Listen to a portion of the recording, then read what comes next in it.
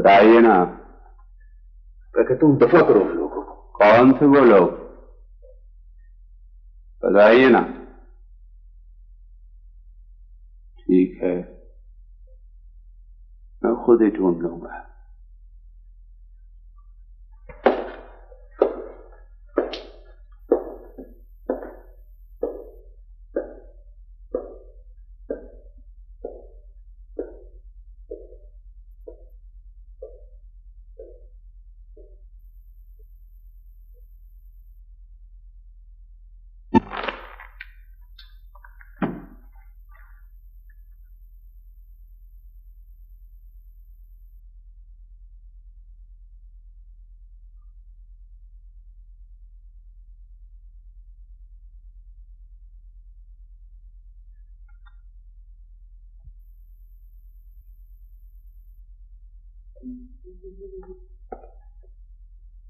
बहुत खूब। दिन के 2 बज रहे हैं और जनाब अभी तक इसी हालत में। बस यार यूं ही। ये सब ऐश बैचलर होने की है बच्चा। जब हमारी तरह वो क्या कहते हैं, रिश्ता इस दवाज में बंध जाओगे ना, तब पता चलेगा। ऐसे यार हमसे तो ये जानवर ही अच्छे हैं। मतलब तुमसे? चलो फिलहाल यूं ही सही। बकरे की मां कब तक खैर मनाएगी? ये क्या कर रहे हो? देखो यार नासिर, ये अखबार देख रहे हो? महकमा तामीरात में लाखों का फ्रॉड, इंस्पेक्टर ठेकेदार को गिरफ्तार कर लिया गया। ये तस्वीर देख रहे हो? ये तस्वीर मेरे बेगुनाह बाप की है खुर्रम। मेरा मकसद ये नहीं था। मैं तो ये कहना चाह रहा था कि सैटरडे को तुम्हारी भाभी की सालगिरह है। वहां उनकी तमाम सहेलियां आ रही हैं बमाए अपने शौहरों के, और मुझे ये हुक्म मिला है कि मैं न सिर्फ ये कि आपको इनवाइट करूं, बल्कि ये रिक्वेस्ट भी करूं कि आप इस मौके पर हमें कुछ अच्छे अच्छे दिल खिंचवे गीत सुनाएंगे वॉयलिन पर। ठीक है? सैटरडे मैं चला। खुदा हाफिज।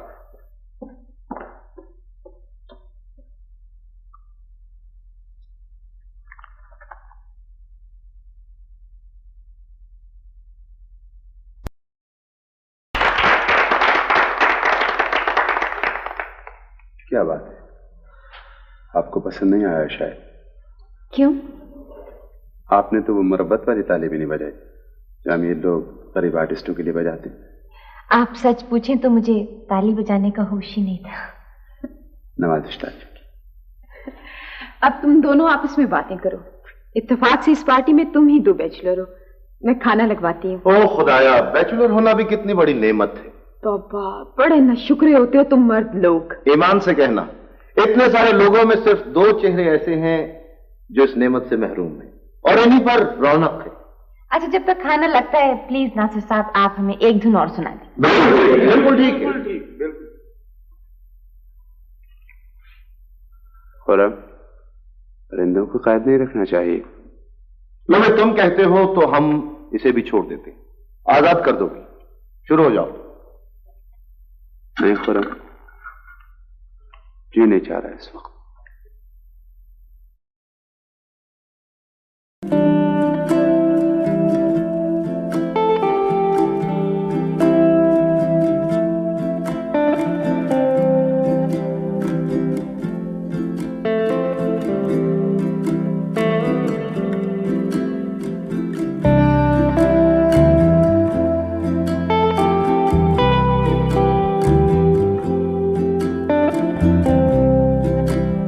बस जी क्या अर्ज करूं, मैंने जब इस थाने का चार्ज लिया है तो हराम है अगर कोई चीज अपनी जगह पर हो।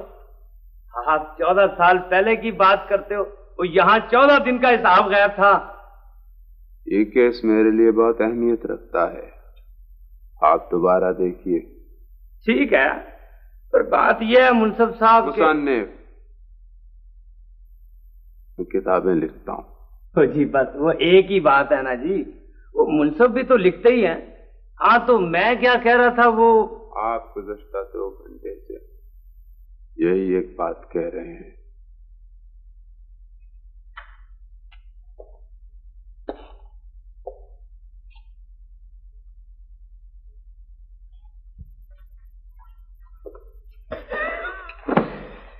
ये है जनाब सारी कार्रवाई जो मुल्जिम कमाल अहमद के खिलाफ महकमाना तौर पर की गई थी।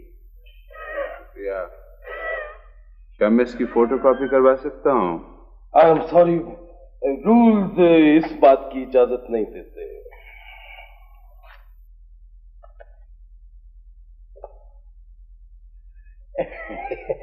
आप चूंकि आप ऐसा करें, कुछ पैसे मुझे दे दें, मैं वो चपरासी को भिजवाकर इसकी फोटोकॉपी करवा लेता हूँ। कितने पैसे होंगे? वो ये सारे दे दें।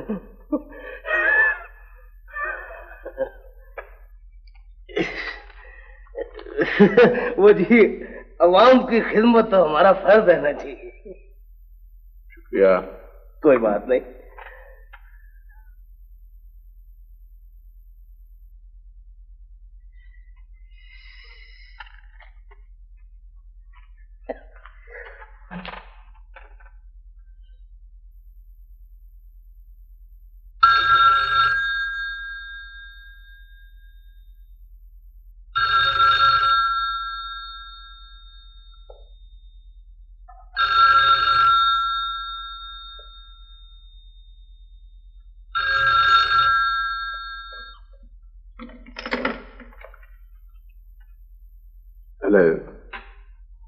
हाँ खुरम, क्या हो रहा है? कुछ नहीं। हमारे यहाँ आ जाओ। क्यों? पिक्चर का प्रोग्राम बन रहा, रूबी भी आई हुई। कौन रूबी? वही डॉक्टर रोबीना, उस दिन मिले नहीं थे पार्टी पर। हाँ। आ रहे हो फिर? आ रहा हूं।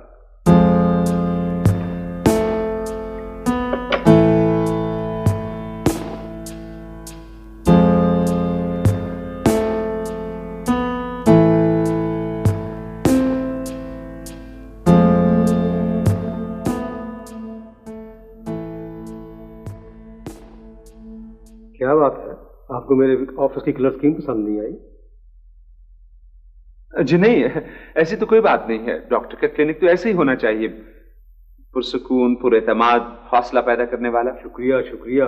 आमतौर पर मरीज अपनी परेशानी की वजह से इस तरफ तवज्जो नहीं देते, मगर ऐसा मालूम होता है कि आपकी इससे जमाल गैर मामूली तौर पर तवन्ना है।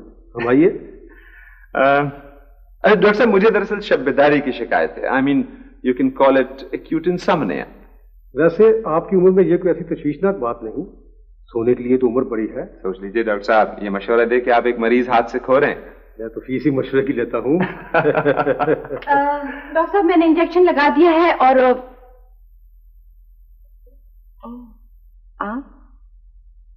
यही बात तो मैं आपसे पूछने वाला था। मेरा मतलब था कि आप तो शायद। जी हाँ, मैं अभी पढ़ रही हूँ। ये तो डॉक्टर साहब की मेहरबानी है, मैं एक्चुअली यहाँ पर इनको असिस्ट करती हूँ। ओह, तो आप एक दूसरे को जानते हैं? Very good. मिस्टर नासिर, आप कुछ देर यहाँ गपशप करें, मैं अंदर एक मरीज को देख लूं। बल्कि अगर आप मुनासिब समझें तो रूबी से अपना केस भी डिस्कस कर लें। ये मेरी सबसे ब्रिलियंट शागिर्द है। बस यूं समझे जैसे आप मुझसे ही गुफ्तगू कर रहे। नहीं डॉक्टर साहब, प्लीज आप मुझे शर्मिंदा ना करें। कहाँ आप और कहाँ मैं? ये आज बात मैं कह रहा हूँ मेरे बच्चे, कल को सारा जमाना कहेगा। ब्लड प्रेशर ले लिया? जी हाँ, चार्ट पे सब कुछ लिख दिया मैंने। अच्छा, तुम इनको अटेंड करो, मैं खुद देख लूं।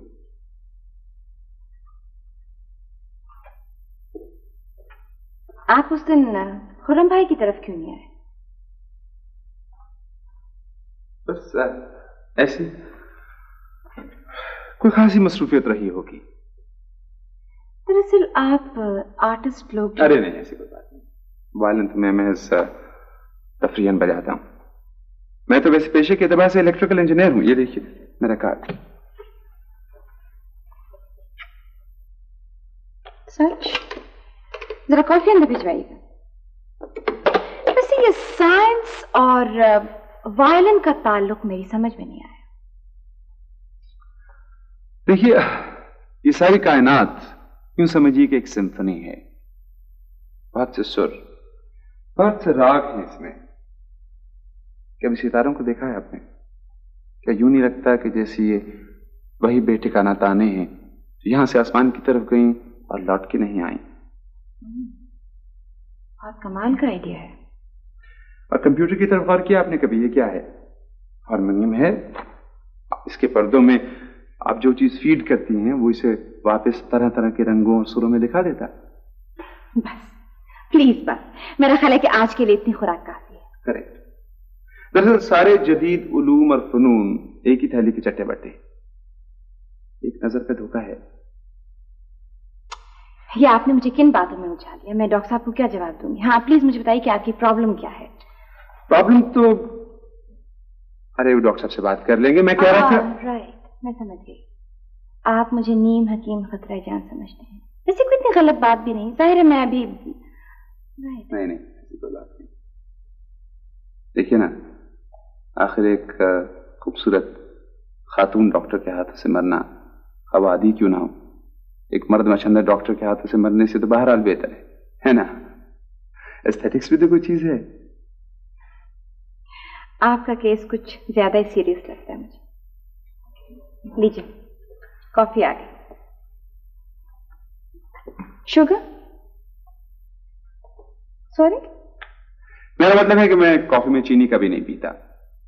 इसी तरह पीता हूं जिस तरह कॉफी पी जानी चाहिए, ब्लैक, स्ट्रॉन्ग, खालिस। आपकी तो हर बात दुनिया से निराली है। दरअसल मुझे चीजों को उनकी असल शक्ल में देखने का जुनून है। इस हिसाब से आपकी रिहाइश किसी गार वगैरह में होनी चाहिए। परसों कुछ वक्त होगा आपके पास? जी? मेरा मतलब यही कोई 1.5 घंटा। मेरी सालगिरह है। मगर नासिर साहब। हाँ ठीक है, शायद आपको खुरम ने बताया नहीं, मैं बहुत अकेला आदमी हूं। खास कंपनी नहीं है मेरी। अब मैं शायद किसी कंपनी के काबिल भी नहीं हूं। ना मालूम ये बात कभी कभी मेरे जहन से उतर जाती है। नहीं नासिर साहब, ये बात नहीं है। देखिए मैं भी खुरम भाई के यहाँ सिर्फ इसलिए जाती हूँ कि शायद मेरी बचपन की सहेली है और हमारी रिश्तेदारी है। आप खामखा माजरत कर रही हैं, कसूर तो मेरा है। मुझे शायद एक अजनबी से ऐसी बात नहीं करनी चाहिए थी। नहीं नासिर साहब प्लीज, ये बात नहीं है। आप आई मीन इट्स नॉट। माफ कीजिएगा मिस्टर नासिर। हाँ नासिर, मुझे कुछ देर हो गई। हाँ तो रूबी बेटा, इनका क्या प्रॉब्लम है? उस पर तो सर एक्चुअली हम लोग ओके, तुम जरा मिसेस पाल को देखो, वो अकेले में घबरा जाती है। हाँ तो मिस्टर नासिर, अब फरमाइए आप।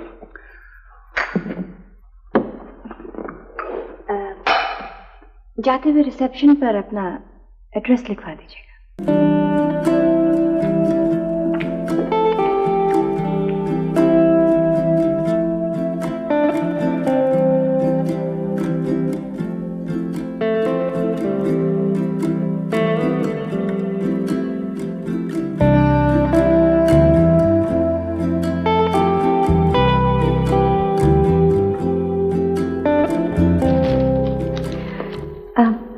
मेरा ख्याल है कि मैं सबसे पहले आ गई।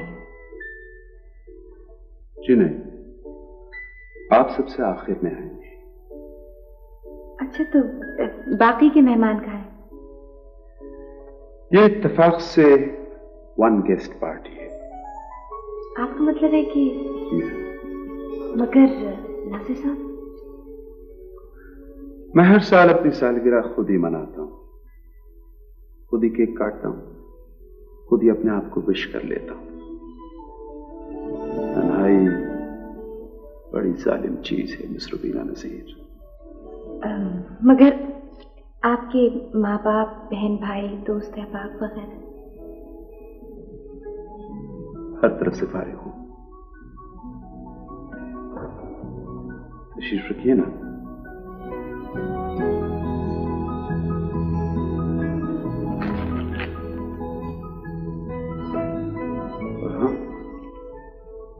ये केक भी काट दीजिए।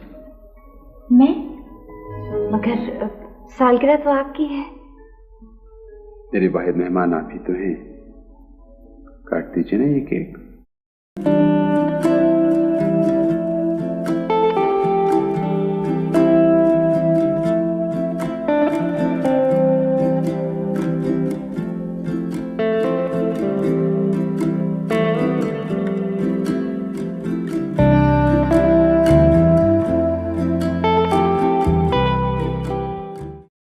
नासिर साहब, ये म्यूजिक तो बदलिए।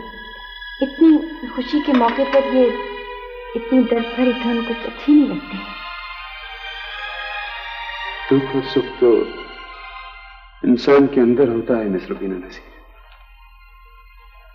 जब दीवार टूट चुकी हो तो उस पर कोई भी रंग कर दिया जाए, कोई फर्क तो नहीं पड़ता। दरअसल आप सोचते बहुत हैं।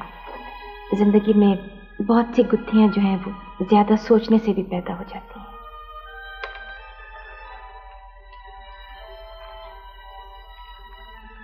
ये बात आप डॉक्टर की हैसियत से कह रही हैं? अच्छा, या यही समझ लीजिए। इसका मतलब है कुछ और भी समझा जा सकता है। ये आपने एक मोमबत्ती क्यों लगाई है? ये आपकी पहली सालगिरह? नहीं, ये मोमबत्ती मेरी उम्र की नहीं,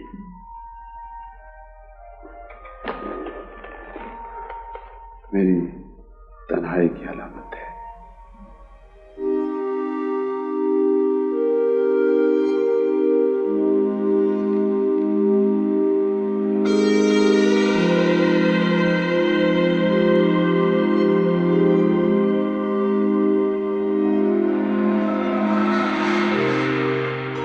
बारिश के बाद आसमान का रंग कितना नीला हो जाता है। बड़ी अजीब रोशनी होती है। हाँ, बिल्कुल ऐसे जैसे रोने के बाद आंखों में चमक सी आ जाती है।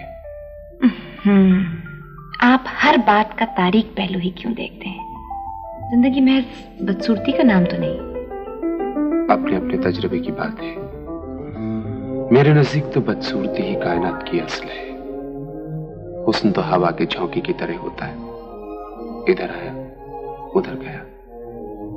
मसलन देखिए ना, अभी चंद लम्हों में आप उतर जाएंगी और उसके साथ ही ये ख्वाब भी टूट जाएगा। ठीक कहा है ना मैंने? खिड़की से आसमान का सिर्फ एक हिस्सा नजर आता है नासिर साहब, पूरा आसमान नहीं। नजारे के लिए आंख की नहीं, नजर की जरूरत होती है। अच्छा छोड़िए इस बात को, ये बताइए अब मुलाकात कब, कहाँ और किस वक्त होगी? बाय द वे, आप डॉक्टर रजा के मरीज हैं, मेरे नहीं। बताइए ना कल किस वक्त। देखिए नासिर साहब। अच्छा, मैं आपको 7:30 बजे पिक कर लूंगा, ठीक है? ओहो, 8 बजे तक तो मैं क्लिनिक में होती हूँ। चलिए 8 बजे सही, ठीक है?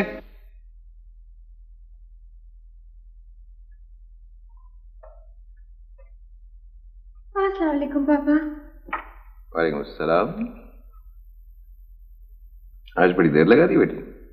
वो एक्चुअली नासिर साहब आ गए थे, जिनकी मैं बर्थडे पे गई थी ना उस दिन, तो बस बातों में जरा देर हो गई। वैसे ये नासिर साहब बहुत दिलचस्प आदमी है। हमारी अम्मी की तबीयत अच्छी नहीं, तो मुझे मिला फिर खाना खाते हैं, भूख बहुत सख्त लग गई। ओहो, खाना तो मैंने खा लिया। खा लिया? हाँ। ये जो नासिर साहब का केस है ना, ये मुझे समझ में नहीं आया। मेरा ख्याल है ये उनका अकेलापन है जो। वैसे एक बात है पापा, दुनिया भर के उलूम एक जगह जमा हो जाना, फिर भी इंसान को नहीं समझ सकते। इम्पॉसिबल। मैं क्या हो गया तुम्हें? खुद ही सवाल करती है, खुद ही जवाब दिए जाती। यही नुकसान होता है ज्यादा पढ़ने का। वो भी यही कहते हैं। वो कौन? वो मैं जरा अम्मी को देखा हूँ। भाई बहुत खूब, माशाल्लाह, बहुत अच्छे ख्यालात हैं तुम्हारे। नवाजिश है आपकी। वैसे आपकी साहबजादी ने ख्यालात के बाद मोहमिल और बेरब करार देती। वो मेरी जाती राय है और मैं भी उस पर कायम। ना बेटी ना, ऐसी बातें नहीं करते। अच्छा, मुझे आप इजाजत दीजिए, देर हो गई, आप लोगों ने भी आराम करना होगा। अरे नहीं भाई, इतने दिनों के बाद तो इस घर में महफिल जमी, कभी वक्त मिले तो आ जाएगा। जब से मैं रिटायर हुआ ना, अच्छी कंपनी को तरस गया। ये क्लिनिक चली जाती है और हम दोनों बुड्ढा बुड्ढी इसकी राह देखते रहते। जरूर, मगर क्योंकि अब आपने दोबारा बुलाया है, जा पाऊंगा तो दोबारा आऊंगा। इजाजत दीजिए, तो दोबारा हाजिर होंगे आंटी। इजाजत। इसकी बातों का ख्याल ना करना बेटा। खुदा हाफिज। खुदा हाफिज।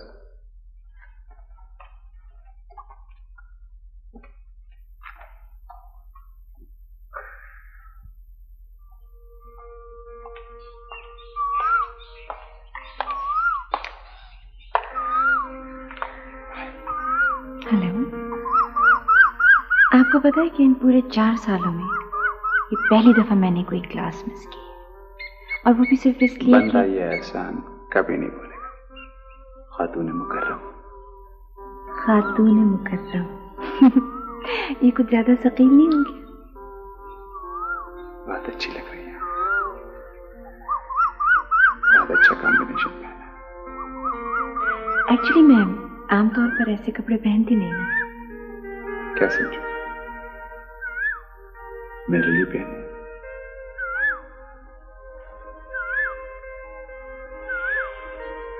अच्छा ये बताइए,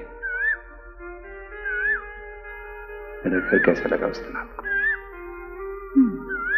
बहुत अच्छा। और मैं?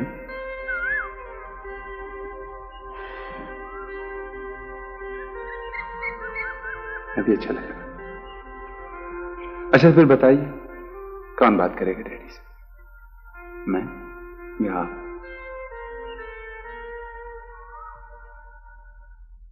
मुझे नहीं पता।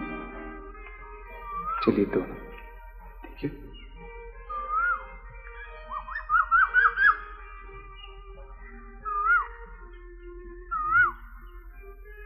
ये कलाकंद लो ना बेटा। शुक्रिया अंकल, मैं आपके फैसले का मुंतजिर हूं।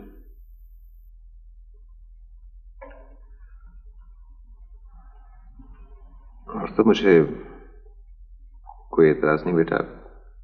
माशाल्लाह तुम्हें हर वो खूबी है जो कोई शख्स अपनी औलाद में देखना पसंद करता है, मगर जल्दी शायद। यकीन मानिए मुझे आपकी मोहब्बत और शफकत के सिवा कुछ भी नहीं चाहिए।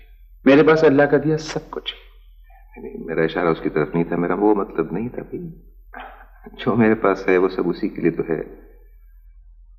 मेरा इशारा उसकी तालीम की तरफ था। आप देखो ना, सिर्फ 1 साल बाकी रह गया। तो ऐसी क्या बात है? देखिए ना, तालीम तो शादी के बाद भी मुकम्मल की जा सकती है। तवज्जो तो बढ़ जाती है ना। अच्छा चलिए, ये मुझ पर छोड़िए। अगर उसने टॉप ना किया तो मेरा जिम्मा।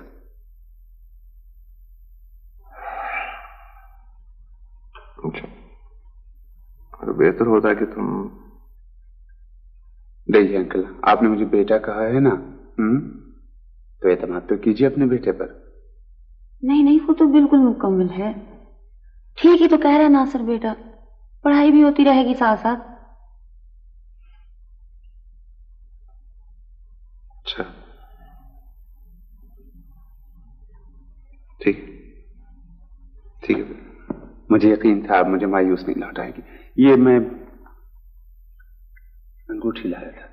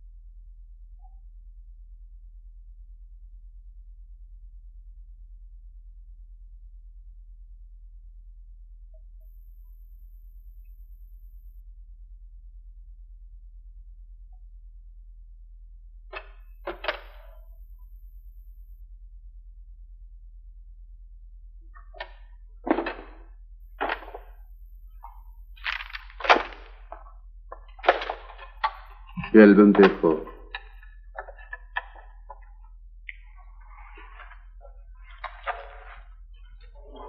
तो पहली तस्वीर मेरे बाप की है, जो तुम्हारे बाप की झूठी साजिश और गवाही की बिना पर 15 साल की जेल काट रहा है। दूसरी तस्वीर मेरी मां की है, जो 15 साल उसका इंतजार करते करते मर गई। और ये बच्चा, ये मैं हूं, जो 15 साल से आज के दिन का इंतजार कर रहा था। मगर नासिर, तुम कहना क्या चाहते हो? मुझे तो कुछ भी समझ में नहीं आ रहा। हद उम्र बड़ी है, आहिस्ता आहिस्ता सब कुछ समझ में आ जाएगा। मेरा ख्याल है कि तुम्हें जरूर कोई गलत फहमी हुई है, इसलिए कि मेरे पापा तो। मत नाम लो उस जलील शख्स का मेरे सामने, उसको तो। मगर तुम तो कहते थे कि मुझे हासिल करना तुम्हारी जिंदगी की सबसे बड़ी खुशी होगी। गलत तो नहीं कहा था। तुम ना मिलती तो इंतकाम किससे लेता? और वो वादे, वो कस्में, झूठ था, सब कुछ झूठ था। 15 साल मैं इस आग में जला हूं।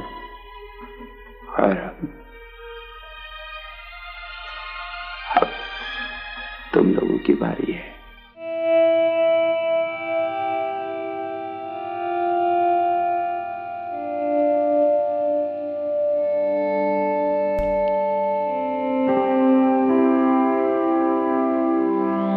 सिर पे क्या खड़ी हो? रख दो इसे और दफा हो जाओ यहां से।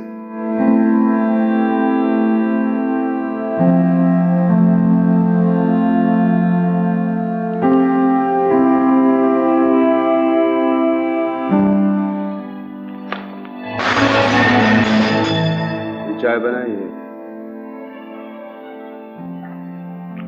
कितनी दफे कहा है तुमसे, चाय में मुझे 1 चम्मच चीनी चाहिए, न 1 दाना कम न 1 दाना ज्यादा।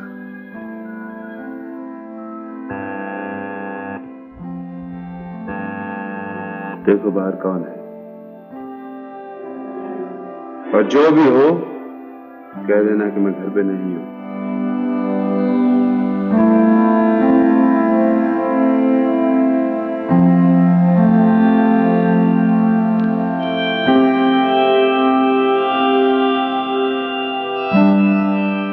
क्या बात है बेटे, शुरू ही दिन से वादा खिला दी। आज तीसरा दिन है और तुम लोगों ने पलट के हमारी खबर ही नहीं दी। मैंने रूबी की मां से कहा कि चलो हम ही। क्या बात है, तबीयत तो ठीक है तुम्हारी बेटा? सुना नहीं था तुमने? मैंने कहा था जो भी हो कह देना मैं घर पे नहीं हूं। मगर अम्मी। कौन से लाल जड़े हैं तुम्हारे माँ बाप में?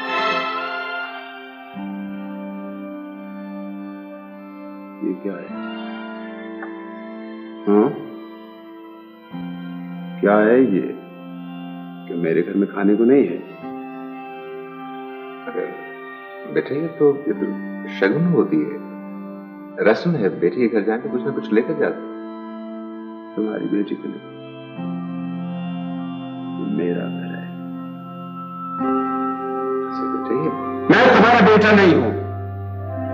आइंदा अपने मनहूस मुंह से ये लफ्ज न निकालना, समझे? ये क्या कह रहे हो बेटा? दामाद भी तो अपना ही बेटा होता है।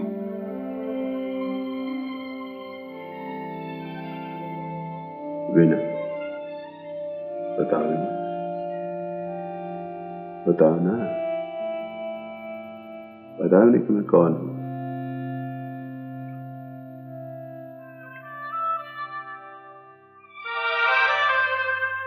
फिर क्या कहा उन्होंने? वही जो हर चोर गिरफ्तारी के बाद कहता है। बहुत देर तक तो वो वाकया याद करने की एक्टिंग करता रहा, तो जब मैंने उसे अब्बू की तस्वीर दिखाई तो खामोश हो गया। कहता भी क्या, झूठ के पांव कहां होते हैं। फिर भी नासिर, जो कुछ होना था हो चुका है। अल्लाह ताला माफ करने वालों को पसंद करता है। क्यों? जी हाँ, मैं तो यही कहूंगी नासिर भाई कि आप। तो मुझे उन दोनों को माफ कर देना चाहिए, तो वीना को और उसके बाप को, है ना? और ये कि इसके बाद मेरा शुमार इंसानों की बजाय फरिश्तों में होने लगेगा। और ये कि मुझे एक इंसान से जानवरों जैसा सलूक नहीं करना चाहिए। लेकिन आप तो उन्हें एक बात भूल रहे हैं, जिस जहर से मेरा वजूद नीला हो रहा है, उसको खत्म करना जुल्म नहीं, इबादत है। लेकिन नासिर भाई, इसमें बेचारी रुबीना का क्या कसूर है? चंगर मोहब्बत में उसूल और कसूर नहीं देखा जाता भाभी। मेरा क्या कसूर था? क्या कसूर था मेरी माँ का, मेरे बाप का? किस बात की सजा मिली हम सबको? मैं तुम्हारा मसला समझता हूं और ये भी मानता हूं कि तुम्हारा गुस्सा बजा और बरहक है, लेकिन यार, तकदीर के सामने किसी का जोर नहीं। तकदीर तो वो रुमाल है जिससे महज आंसू पोंछे जा सकते हैं। मुझे इसकी जरूरत नहीं है। वो खाना लग गया। आओ खुरम। आए भाभी। तुम कहाँ जा रही हो रुबीना? ये अलहदा खाएगी। आइए। खुदा, ना मैं तुमसे बहस करना चाहता हूँ ना झगड़ा। मैं तुम्हें पहले भी बता चुका हूं कि मैंने तुम्हारे वालिद के केस में जो कुछ किया वो कानून और इंसाफ का तकाजा था। ना मैं उस वक्त शर्मिंदा था, ना आज हूं। शर्मिंदा तो इंसान हुआ करते हैं शेख नजीर अली। भेड़िए के लिए तो उसका हर ताजा शिकार उसका कारनामा होता है। तुम जो भी कहो, मैं तुम्हें उससे नहीं रोक सकता, लेकिन मैं अपनी बेटी को इस दोज़ख में नहीं जलने दूंगा। मैं उसे लेने आया। भूल गए तुम शायद। हाँ, भूल गए ना? ये मेरी मनकूहा बीवी है। कानून इसे हक देता है कि अगर इसका शौहर इससे गैर इंसानी सुलूक करे तो उससे अलग हो जाए, तलाक ले ले उससे। तो क्या लेने आए हो यहां? या अदालत का दरवाजा खटखटा? वह याद रखना, इसके लिए तुम्हें वो गैर इंसानी सलूक वाला इल्जाम साबित करना होगा, और उस पर आजकल अखबार वाले बहुत मजेदार सुर्खियां लगाते हैं। जो भी हो, तलाक मैं इसके लिए लेकर रहूंगा। तलाक बच्चों का खेल नहीं होता, समझे? बड़ी छानबीन होती है इस केस में। हाँ, बड़े अजीब अजीब सवाल करते हैं वकील लोग। समझो, कर देखो ये भी। जाओ ना। प्लीज आप चले जाए ना। अगर इन्हें मुझे तकलीफ देकर या रुलाकर खुशी हो सकती है तो मैं ये भी करके दिखा दूंगी। अगर आप प्लीज चले जाएं। ना ना ना, ये मेरा घर है। ये दरखास्त मुझे करने दो ना इनसे। निकल जाओ यहां से, जाओ। हाँ, अपनी बीवी को भी समझा लेना, बहुत चक्कर लगाने लगी है इधर के। जाओ। क्या करें, आखिर मां तुम्हारे घर के अंदर तो नहीं आती। उसकी ममता पर इतना जुल्म तो ना करो। आपको जितना जलील करना हो आप मुझे कर लिया करें, मैं कुछ नहीं कहूंगी, लेकिन प्लीज मेरे माँ बाप को तो इतना जलील ना किया करें। तुम तो वो ले लो, निशाना तो नहीं बनाना है। हाँ, और तमाशा तो कल शुरू हुआ। कल मेरा बाप जेल से रिहा होके आ रहा है। हाँ,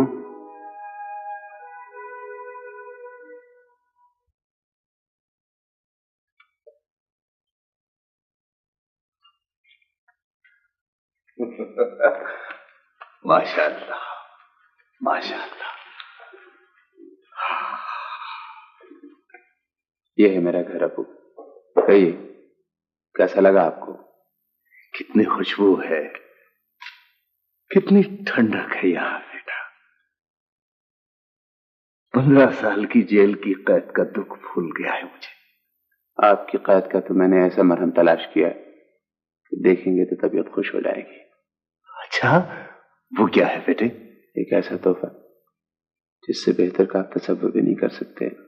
नासिर बेटे अब जल्दी बता दो मुझे, दरअसल अब मेरे आसाब में ज्यादा बर्दाश्त की कुव्वत नहीं रही। आप तशरीफ तो रखिए ना। हाँ हाँ हाँ, लो बैठ गया भाई। रुबीना, अरे लो, ये रिहाई की खुशी में मैं ये भूल ही गया कि हमारी एक बहू भी है। कहाँ है? बोलो। आओ आओ बेटी आओ। है तो आपकी बहू। प्यार देने से पहले एक दफा ये जरूर सोच लीजिए कि ये कौन है। अरे भाई तुमने बताया ना कि ये हमारी बहू है। हाँ, लेकिन ये नहीं पूछा आपने ये आपकी बहू क्यों है। ये उसी शेख नजीर अली की बेटी है अबू, जिसने साजिश और झूठी गवाही से आपको जेल भिजवाया था।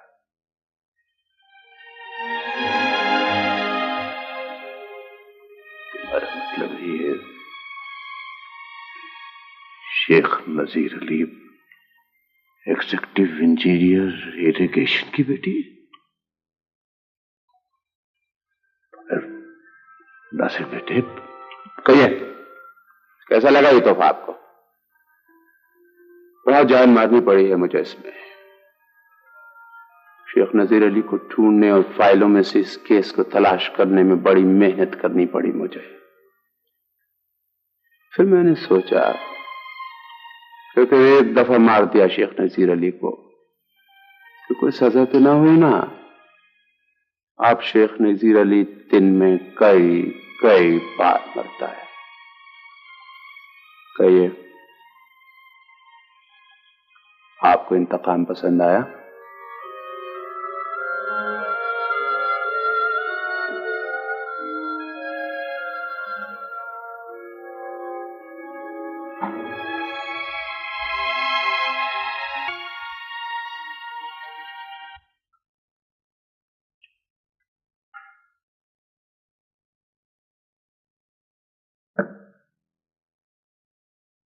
सुनो,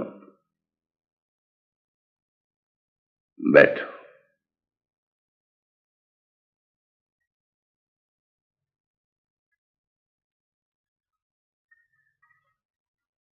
मैं तुम्हारे वालिद से मिलना चाहता हूं। नासिर ने उनका दाखिला बंद किया हुआ इस घर में।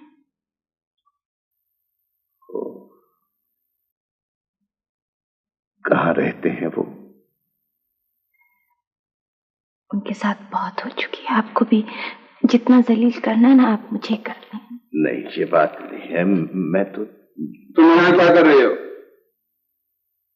मैं वो दूध लेकर आई थी। पहुंच गया है, जाओ। नासिर बेटे, मैंने उसे रोका था। वो बेचारी नहीं है, वो शेख नजीर अली की बेटी है और जितनी सजा शेख नजीर अली को मिलनी चाहिए शेख नजीर अली की जिंदगी उससे बहुत कम है।